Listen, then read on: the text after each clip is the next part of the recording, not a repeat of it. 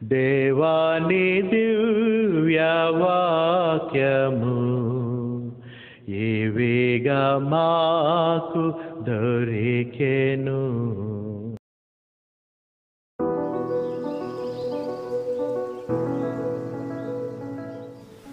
మనం కూడుకున్నప్పుడల్లా, ఇద్దరు ముగ్గురుగా మనము కూడుకున్నప్పుడల్లా క్రీస్తు బోధించిన బోధల నుంచి పౌలు బోధించింది ఏంటంటే ఆయనను జ్ఞాపకం చేసుకునుట. ఆయన శిలువ మరణం, సమాధి, పునరుద్ధానాన్ని నిత్యము మనం జ్ఞాపకం చేసుకోవాలని. ప్రతి నిత్యము కూడా ఆయన పునరుద్ధానాన్ని మనం జ్ఞాపకం చేసుకోవాలి. ప్రతి దినము కూడా ఆయన పునరుద్ధానాన్ని మనం జ్ఞాపకం చేసుకోవాలి. ఎందుకంటే క్రైస్తవ విశ్వాస జీవితానికి క్రీస్తుని మనం అంగీకరించాము అంటే ఓన్లీ రీజన్ ఏంటంటే రిజరెక్షన్ అనేటువంటిదే. పునరుద్ధానమే జరగకపోతే అదే పౌలు పునరుద్ధానం గురించి మనం సువార్తల్లో చూసిన తర్వాత ఆ పునరుద్ధానం గురించి, దాని మహిమ గురించి, దాని శక్తి గురించి తెలియచేసినటువంటి ఏకైక వ్యక్తి పౌలు. 1 కొరింథీ 15లో ఆ పరిశుద్ధాత్మ యొక్క పునరుద్ధాన శక్తిని గురించి మాట్లాడాడు పౌలు. మిగతా వారంతా ఆయన సమాధిని జయించి లేచాడు, అనేక మందికి కనిపించాడు, మార్గంలో వెళ్తున్నటువంటి స్నేహితులిద్దరితో మాట్లాడాడు, శిష్యులకి కనిపించాడు, 500 మందికి కనిపించాడు అనేటువంటి సత్యాన్ని మనము ఆ దినాన్ని జ్ఞాపకం చేసుకుంటాం. కానీ పౌలు దాన్ని క్రాస్ చేసి ఆ బౌండరీని, సమాధిని జయించి లేచాడు, ఆయన ఆరోహణుడయ్యాడు అనేటువంటి ఈ యొక్క బౌండరీని దాటి ఇది ఒక క్రైస్తవ్యానికి మూలము అనేటువంటిది, ఇది క్రైస్తవ్యానికి పునాది, పునరుద్ధానం అనేటువంటిది, ఇది క్రైస్తవ్యానికి మూలమైనది, మూలరాయి అనే విషయాన్ని తెలియజేశాడు పౌలు. అది నిత్యత్వానికి మార్గము అనేటువంటి విషయాన్ని కూడా పౌలు తెలియజేశాడు. చర్చెస్లో పునరుద్ధానం గురించి 1వ శతాబ్దపు సంఘాల్లో గలిబిలి ఏర్పడ్డది.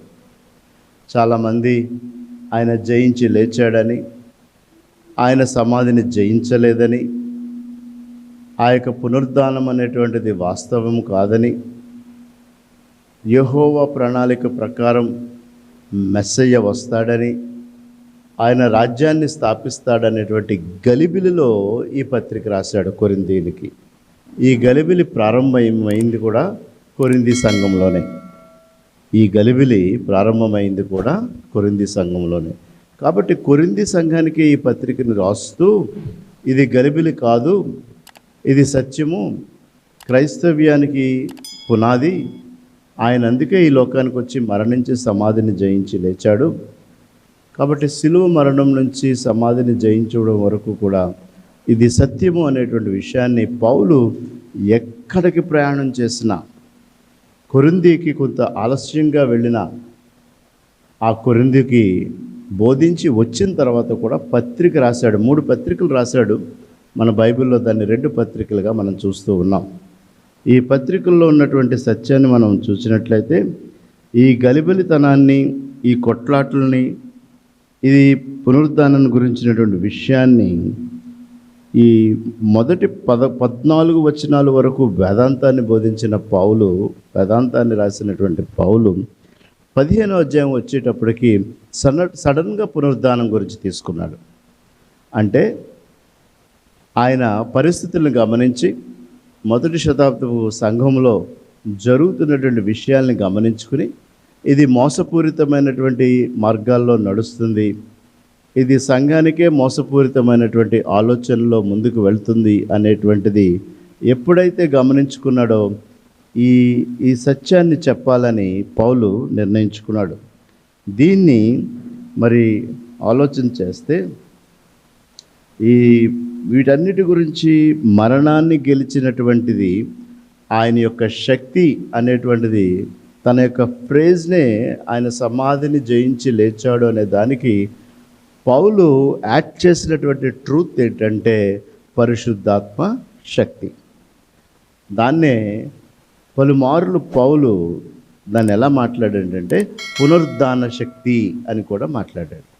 ఈ క్రీస్తుని సమాధిని జయించి లేచినటువంటి ఇది 1 కొరింథీయులు 15వ అధ్యాయంలో మరి మనం చూసినట్లయితే 12వ వచనం నుంచి 19వ వచనం వరకు దీన్ని చూద్దాం.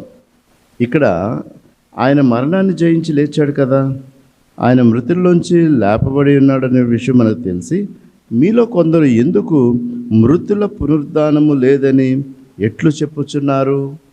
అంటే మీరు ఎలా చెప్పగలుగుతున్నారు? పునరుద్ధానం సాక్ష్యం ఉంది, సాక్ష్యాలే ఉన్నాయి, ఖాళీ సమాధి ఉంది, ఎలా చెప్పగలుగుతున్నారు మీరు? నేను చేసేటువంటి ప్రకటన, పౌలుగా నేను చేసే ప్రకటన, నేను క్రీస్తుని హింసకుడుగా ఉన్నటువంటి నేను ఈ దినాన్ని క్రీస్తు గురించే నేను ప్రకటన చేస్తున్నానంటే క్రీస్తు లేపబడి ఉండని ఎడల నేను చేస్తున్నటువంటి ఈ ప్రకటన వ్యర్థమే అని చెప్తున్నాడు. మీ విశ్వాసం కూడా వ్యర్థమే. కాబట్టి రిజరెక్షన్, పునరుద్ధానం అనేటువంటిది అది ప్రథమమైనటువంటి పునాది క్రైస్తవ విశ్వాస జీవితానికి. కాబట్టి పునరుద్ధానము లేదు అని అన్నాము అంటే మన విశ్వాసం కూడా వ్యర్థమే, అసలు మనం ఈ విధంగా ఆరాధించుట కూడా వ్యర్థమే అనే విషయాన్ని పౌలు చెప్తూ ఉన్నాడు. మృతులు లేపబడిన ఎడల క్రీస్తు కూడా లేపబడలేదు. క్రీస్తు లేపబడిన ఎడల మీ విశ్వాసము వ్యర్థమే, మీరు ఇంకాను మీ పాపంలోనే ఉన్నారు.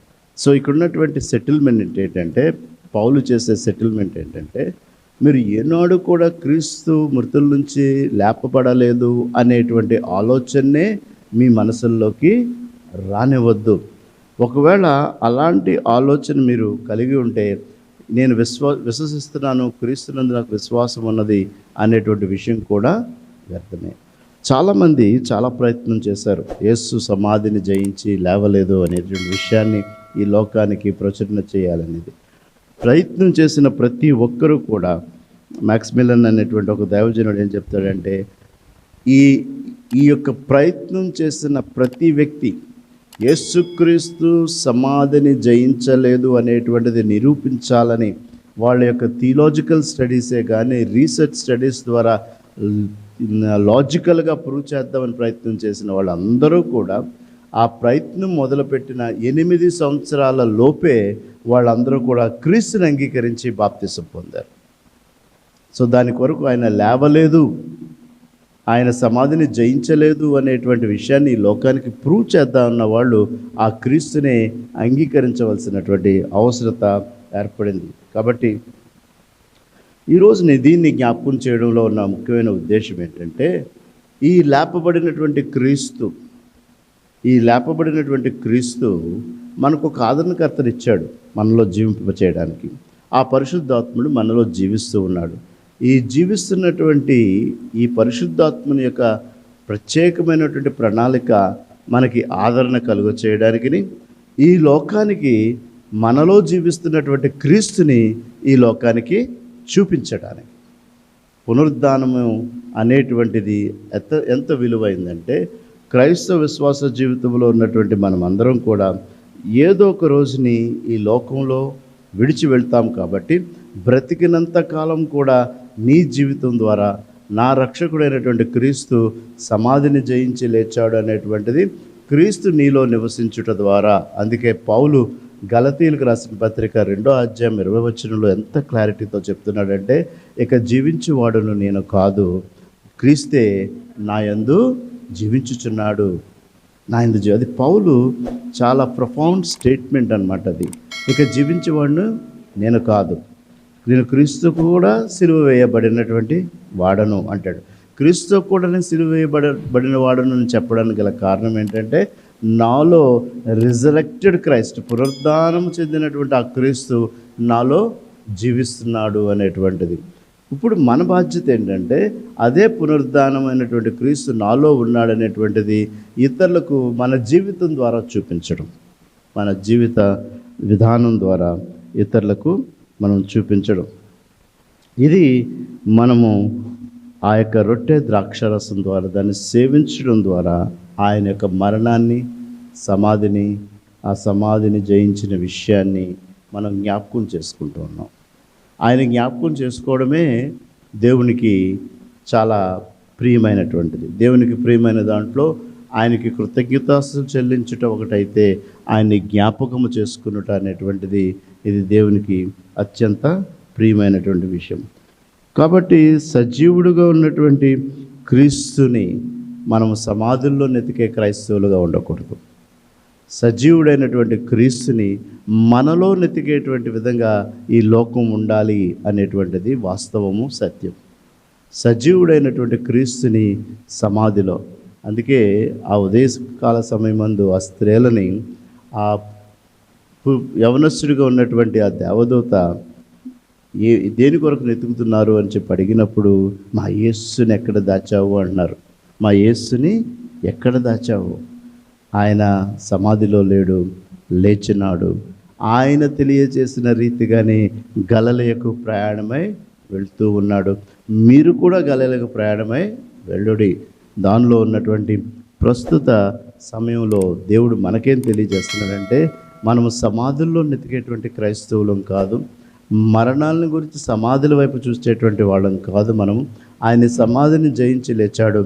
ఆయన వెళ్ళిన మార్గాన్ని నీవు నేను కూడా ఇప్పుడు యేసు మార్గంలో ప్రయాణం చేయాలి అనేటువంటిది అక్కడ దేవదూత ద్వారా చెప్పినటువంటి వర్తమానం. ఈ వర్తమానాన్ని మనము పునరుద్ధానాన్ని ప్రతి దినము కూడా పునరుద్ధానాన్ని మనము ప్రవచించేవాడంగా ఉండాలి. మనము పునరుద్ధానాన్ని కానీ యేసుని కానీ ఎప్పుడు జ్ఞాపకం చేసుకుంటామంటే, ఈ మధ్యకాలంలో ఎగ్జామ్స్ జరిగినాయి పిల్లలకి. 10th exams, inter exams, degree exams. పిల్లలు దేవుని జ్ఞాపకం చేసుకున్నారు, పునరుద్ధానాన్ని జ్ఞాపకం చేసుకున్నారు. తల్లిదండ్రులు కూడా నిత్యం వాళ్ళ పిల్లలు రాస్తున్న ఎగ్జామ్ దినాల్లో దేవున్నే జ్ఞాపకం చేసుకుంటూ ఉన్నారు. కానీ దేవుని కోరిక ఏంటంటే, నీవు ప్రతిదినము దేవుణ్ణి జ్ఞాపకం చేసుకోవాలి.